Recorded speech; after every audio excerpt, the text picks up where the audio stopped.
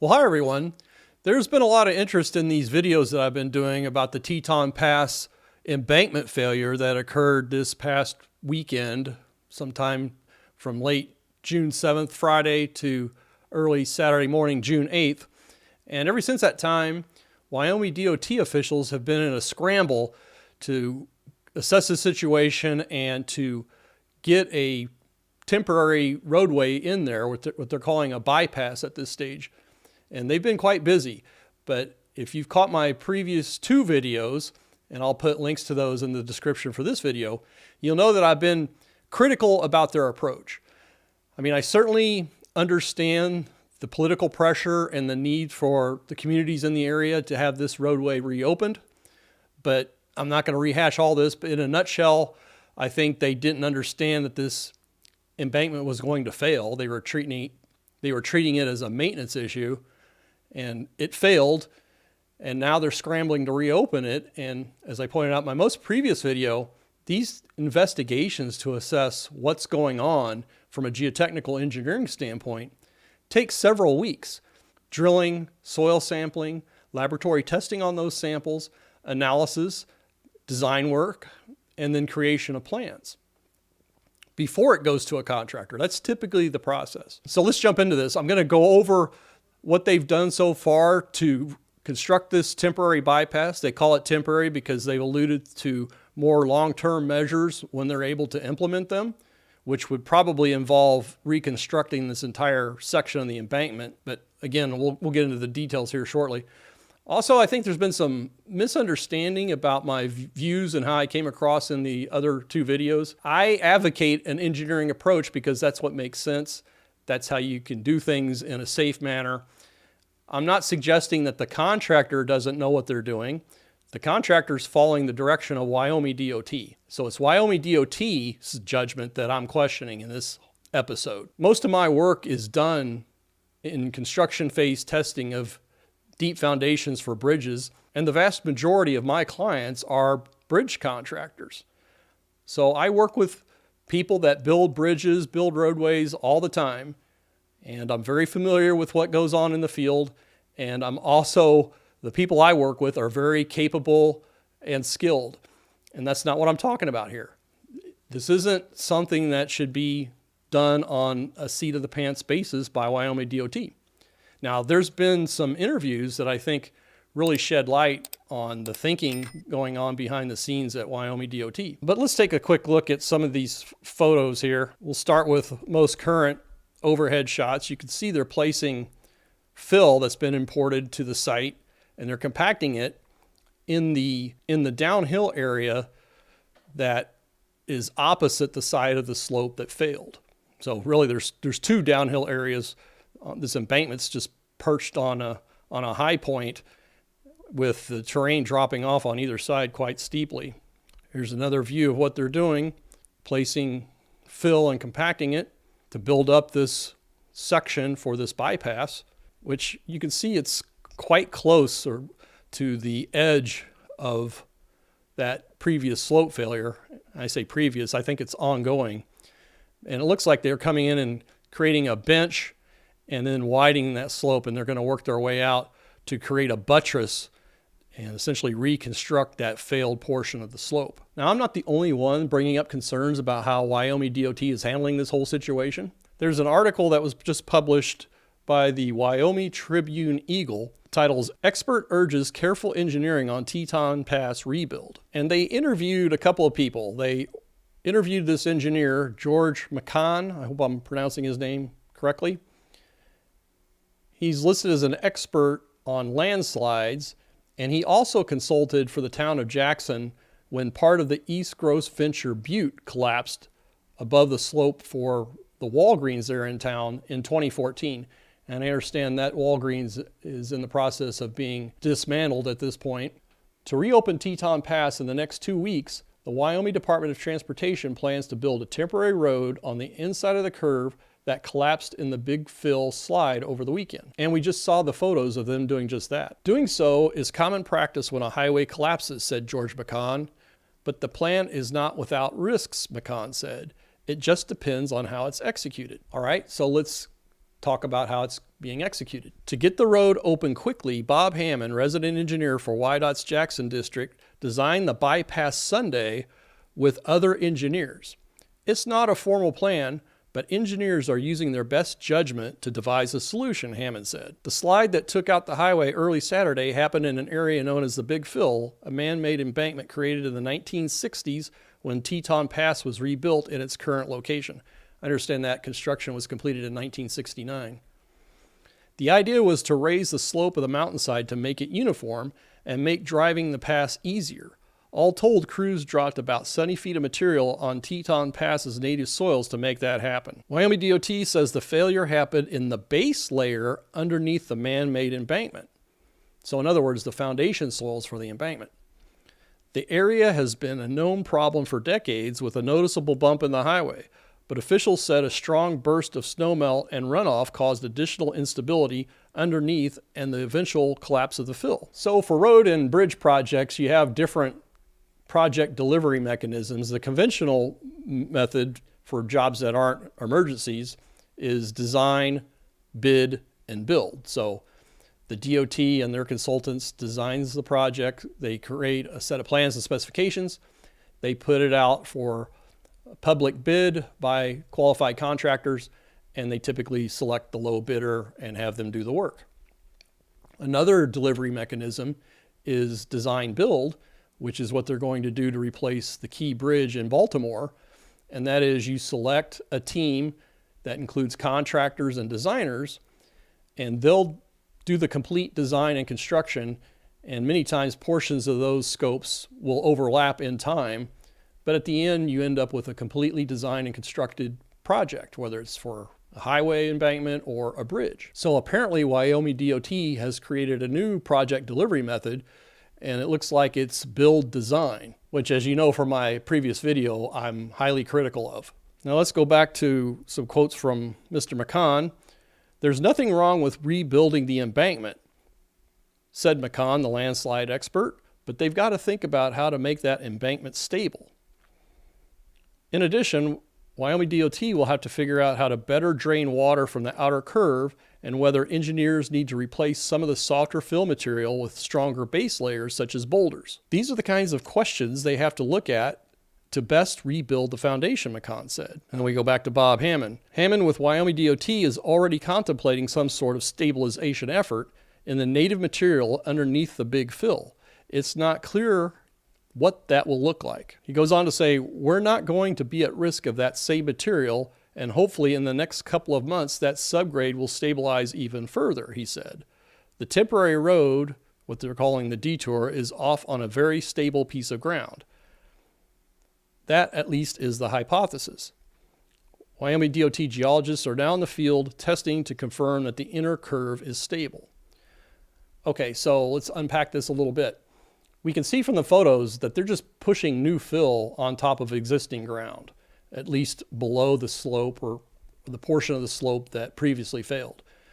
On the other side, where they're creating the bypass, they excavated parts of the existing embankment and now are benching it out wider and bringing in more fill to create this bypass.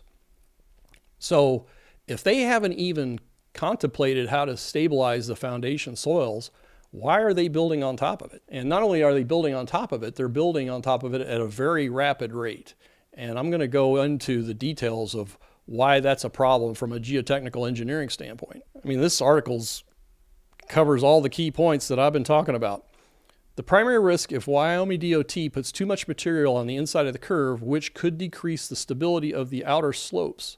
More fill material would help level the bypass with the existing highway, but filling the interior curve with too much material might be pushing it, McCann said. "I would try to hug the terrain as best as possible to try not to invite another failure," he said. "Trying to build a detour on the inside, that's a common approach.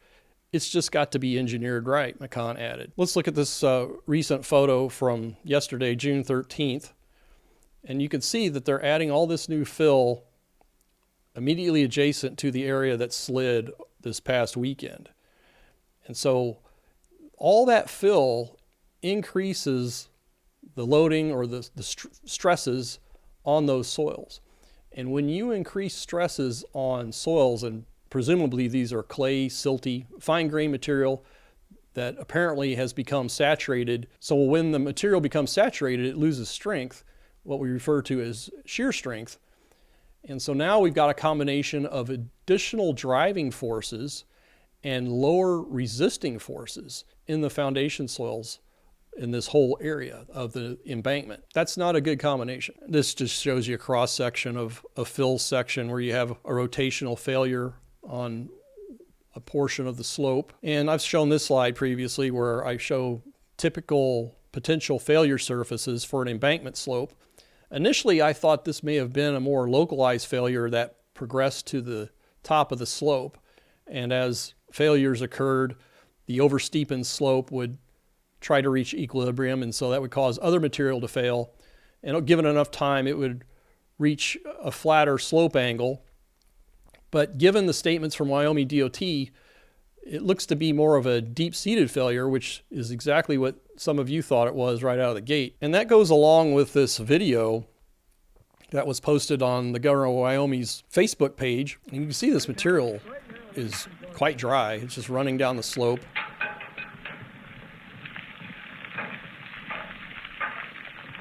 And by the way, you heard the people talking at the start of this video. So this wasn't apparently drone footage. It's just somebody standing there. And off it goes. So really, they're just rebuilding this portion that failed and adding more fill to the inside.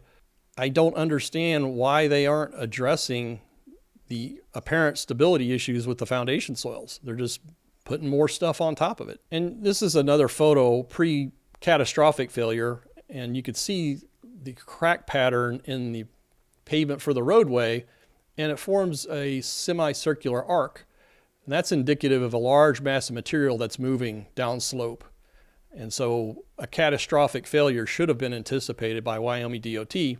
Instead, their geologists and engineers checked it out, advised on going with a surface patch of the asphalt, and called it good and went home for the night. And then the next morning, the thing failed. And again, because of nearby mud flows, there was no traffic on the roadway, which is extremely lucky. As I mentioned in my previous video, Wyoming DOT has been doing geotechnical borings to assess these foundation soils and their characteristics in terms of index properties, strength properties, and so on. That process takes many weeks.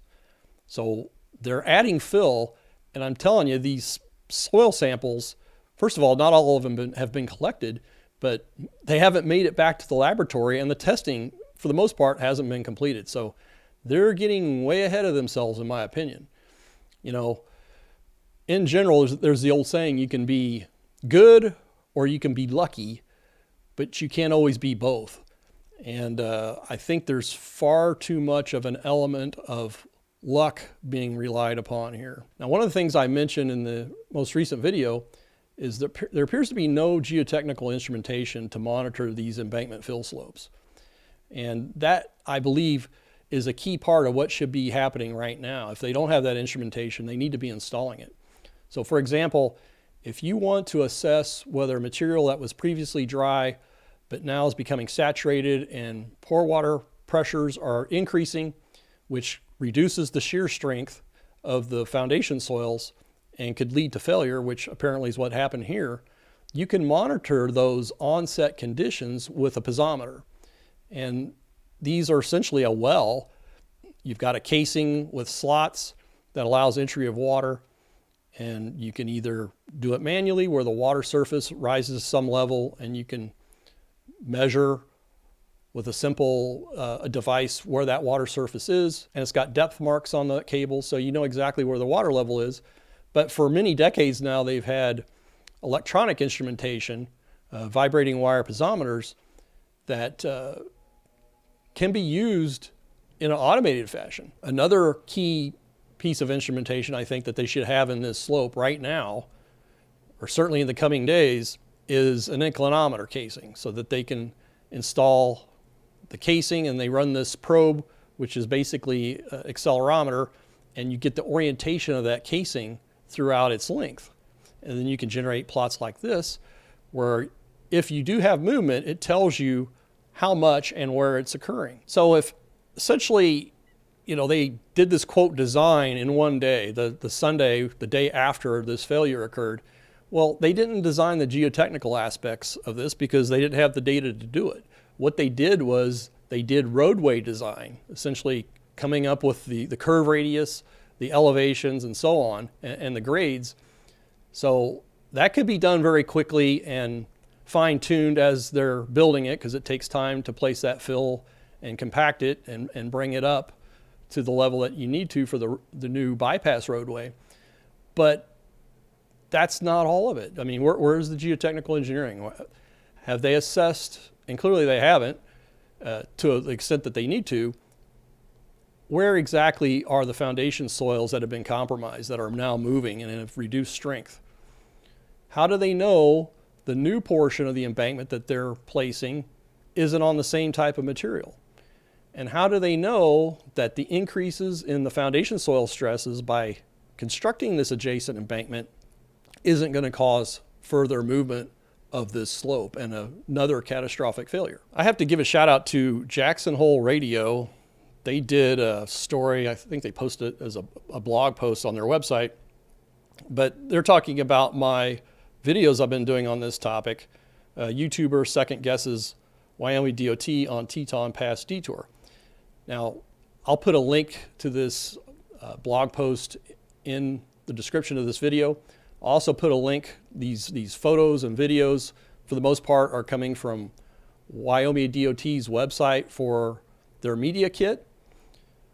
And I'll also put links to these other news articles that I've been referencing. But in this blog post, they got it right in terms of the summary of my concerns. So I think it's worth checking out. Now, speaking of radio, there was Newbreak interview, SVI radio interview with Wyoming DOT's Darin Wesby on the Teton Pass road failure.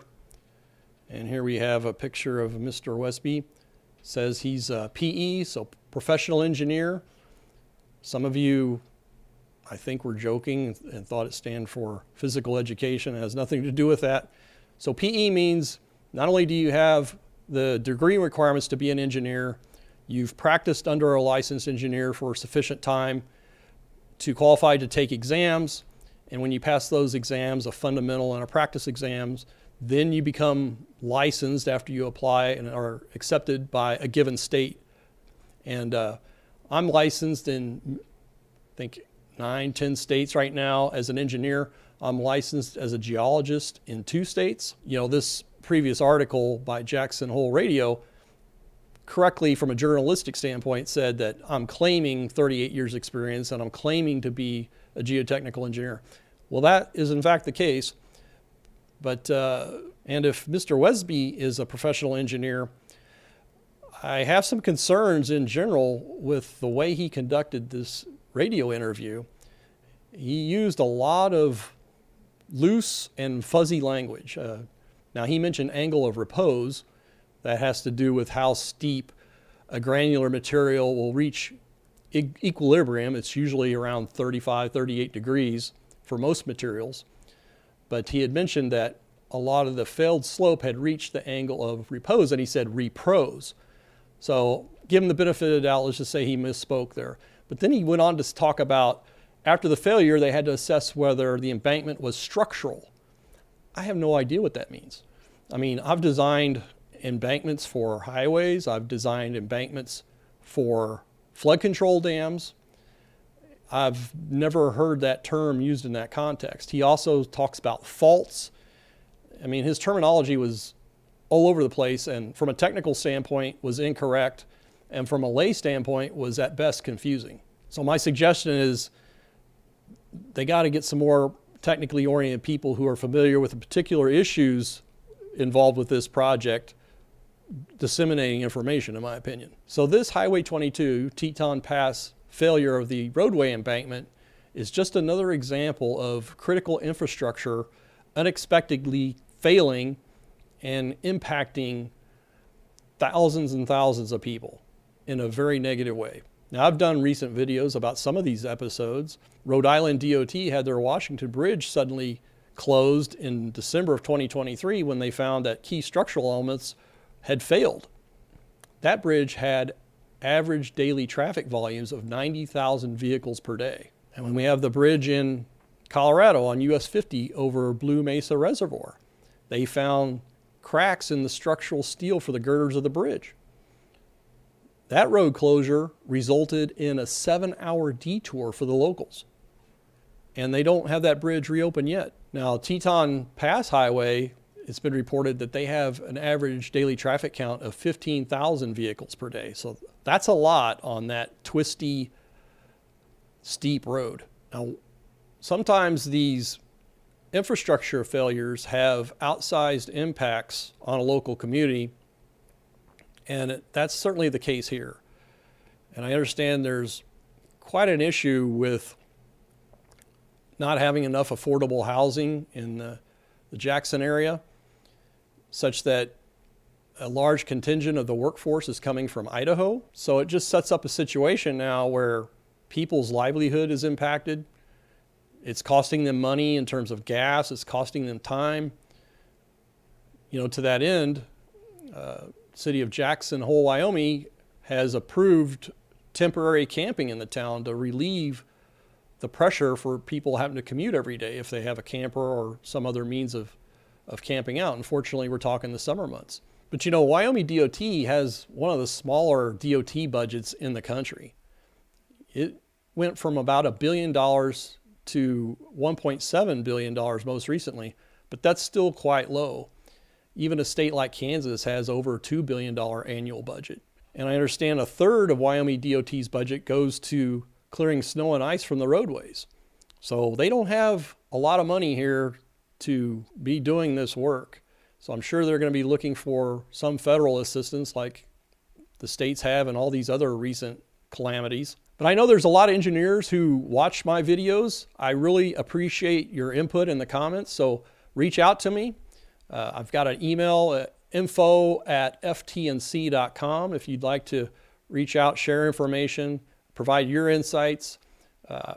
If you wish to remain anonymous, that's fine. I respect that. But I would like to have the information so that I could evaluate it, combine it with my research, and produce future videos on this and related topics. So I'd like to send a shout out to the channel members. I really appreciate your ongoing support. I also want to send a shout out to those of you who have provided super thanks. That's another way to support the channel. As I mentioned, I've got links to all these articles and sources of information in the description to this video. I also have a link for a free digital download on the biggest civil engineering disasters of the past 100 years, so you might want to check that out. And be sure to hit those like, subscribe, and notification buttons. Thanks very much, everyone.